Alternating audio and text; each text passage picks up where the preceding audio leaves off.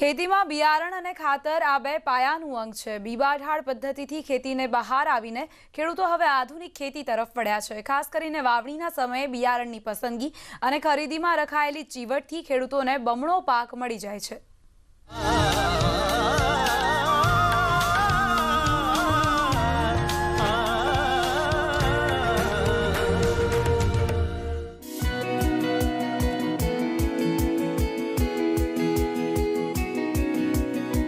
સફળતા કોઈની હસ્તરેખામાં નથી હોતી, પ્રગતિ કોઈના પગલામાં નથી હોતી।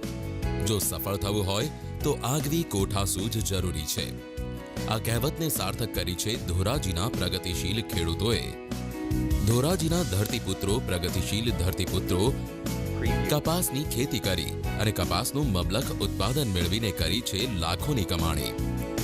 છેલ્લા 32 વર્ષથી ખેતી સાથે સંકળાયેલા ખેડૂત પંકજ હીરપરાએ તેમના ખેતરમાં સારી જાતનું કપાસનું વાવેતર કર્યું, જેમાં સારા બિયારણ અને જંતુનાશક દવાનો ઉપયોગ કરીને ખેતરમાં લહેરાતો પાક ઊભો કર્યો।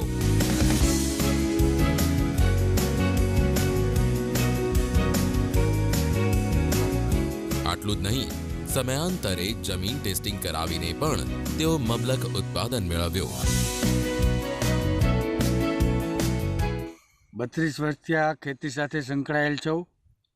પાછળ જે તમે કપાસ જોઈ રહ્યા છો એ અમારી આગવી સૂઝબૂઝથી તૈયાર કરેલો છે। ખેતીમાં ખેડ, ખાતર અને પાણી નસીબને લાવે તાણી એવી એક કહેવત છે।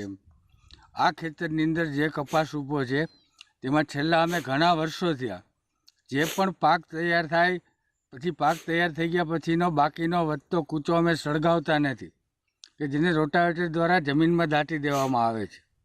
આના કારણે જમીન છે એ સજીવ બની છે અને વાવતા પહેલાં જમીનનો 2-3 વર્ષે સોઇલ ટેસ્ટિંગ કરાવીએ છીએ। ખેત સમયે નિયમાનુસાર કૃષિ વૈજ્ઞાનિકની સલાહ મુજબ ખેડ કરવામાં આવે, યોગ્ય સમયે પિયત આપવામાં આવે અને સમયસર અને જમીનને અનુરૂપ ખાતર આપવામાં આવે તો ઉત્પાદન બમણું લઈ શકાય છે। સારા બિયારણ અને ખાતરના યોગ્ય ઉપયોગથી ધોરાજીના ધરતીપુત્રો કપાસની ખેતીમાં ક્રાંતિ લાવી રહ્યા છે। આ વર્ષે મેં કપાસનું વાવેતર કર્યું છે અને ગુણવત્તાશીલ બિયારણ અમે વાપરીએ છીએ, જેથી કરીને અમને ખર્ચ ઓછો લાગે છે અને ખાતર, જંતુનાશક દવા સારી કંપનીના અમે વાપરીએ છીએ, જેથી કરી અને અમારે ખાતરનો પણ ખર્ચ ઓછો લાગે છે અને સારા બિયારણને લીધે ઉત્પાદનમાં પણ વધારો થાય છે, જેથી કરી અને અમારે ખેતીમાં ઓછા ખર્ચે સારો નફો મળે છે, સારું ઉત્પાદન મળે છે। મુનાફ બકાલી, ન્યૂઝ 18 ગુજરાતી, ધોરાજી।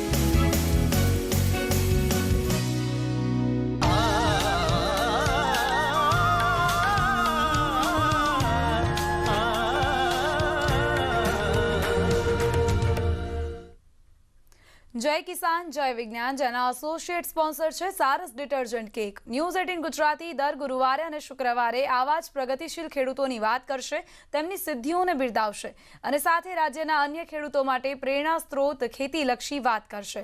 આ સાથે જ બુલેટિનમાં અત્યારે બસ આટલું જ। આપ જોતા રહો ન્યૂઝ 18 ગુજરાતી। નમસ્કાર।